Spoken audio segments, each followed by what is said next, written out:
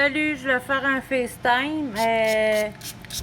J'ai vraiment pas beaucoup de place sur mon téléphone. J'espère que je vais réussir à t'en enregistrer le plus possible.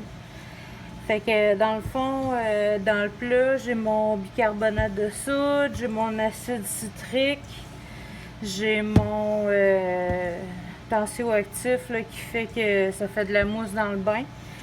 Puis j'ai aussi là, mon beurre de karité fondu. Ça, c'est ma petite bouteille de push-push d'eau. Faut vraiment pas que ça push-push beaucoup en même temps. Fait que comme je te dis, je t'en mets juste 4-5 pour être sûr que ça se mette pas à fuzzer tout de suite. Là, parce que faut que tu checkes aussi surtout ces bords. Là, parce que des fois, s'il y a de l'eau qui s'accumule là, quand une fois que tu vas avoir fait tes boules, ils vont faire comme les tiennes ils font là, tu sais, ils vont fuzzer puis tu vas voir des petites bulles sortir. Là mon mélange en le fond il est pas mal presque prêt. Il est prêt quand tu es capable d'en prendre une poignée comme ça puis ça tient. Moi je le trouve un peu granuleux encore là, fait que je fais une dernière petite shot d'eau.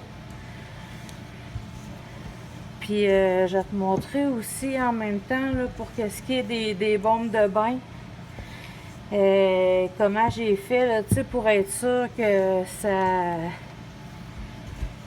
ça tienne comme faut. Là. Fait que là, dans le fond, moi j'ai pas mis de fragrance dedans, j'ai pas mis de couleur, juste parce que je veux te le montrer. Parce que qu'est-ce que je fais après, c'est que je vais tout diviser. Puis je vais mettre mes fragrances, je vais mettre mes colorants. Fait que c'est ça. Fait que c'est pas mal prêt, je te dirais.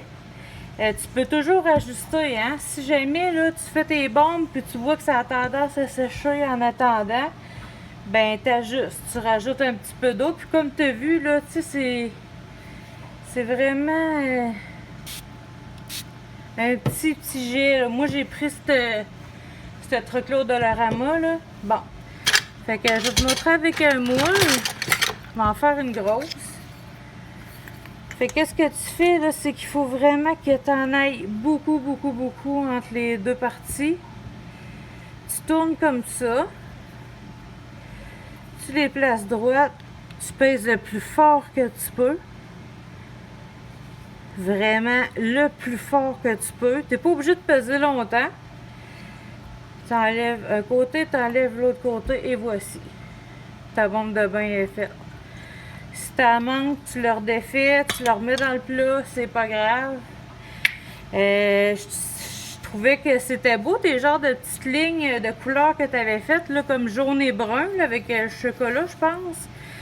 Mais écoute, faut tellement que tu compresses tes bombes, là, que qu'est-ce que tu peux faire quand tu veux les faire, là, plusieurs couleurs, c'est que tu peux séparer. Tu fais vraiment... tu sépares tes couleurs par la suite. Je sais pas qu'est-ce que tu prends comme colorant, mais moi je prends des mica.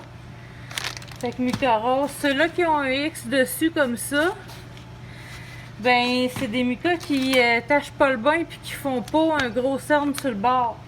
C'est sûr que si tu utilises de l'huile, ton huile, ben, elle va rester à la surface. Fait que ça va faire vraiment un gros cerne autour du bain, puis ça, c'est certain qu'on veut pas ça, là. Fait que c'est ça. Fait que moi, je teins avec des micas, puis tu sais, ça vaut la peine là, de payer. C'est cher, là, mais tu sais, j'avais déjà essayé avec des petits colorants en eau ou des petits colorants... en poudre aussi que j'avais acheté sur Amazon. J'ai taché mon bain. Le fond de mon bain, il est tout rose. Fait que c'est ça. Fait que écoute, si tu as d'autres questions, n'hésite pas. Salut!